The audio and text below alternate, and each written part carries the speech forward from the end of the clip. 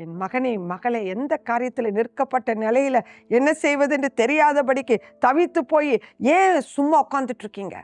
தேவனோடு உறவாட வாங்க. அவர் இல்லாமல் ஒன்றும் நடக்காது. அவரிடத்துல தான் சொல்லணும்.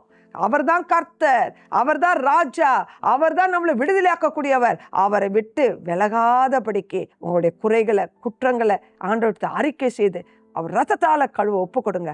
இன்னைக்கு ஜீவனுள்ள தேவனுடைய வல்லமையான வார்த்தை உங்களுக்கு என்ன தெரியுமா?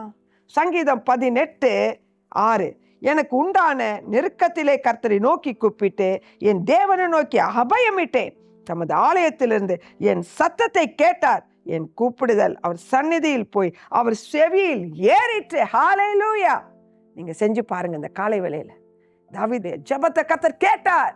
உங்க ஜெபத்தையும் கேட்பார். அவருடைய மகிமையை நீங்க பார்க்க போறீங்க. விடுதலை உண்டு. விசுவாசிங்க. நீங்க விசுவாசிச்சீங்கன்னா தேவனுடைய மகிமையை பார்ப்பீங்க.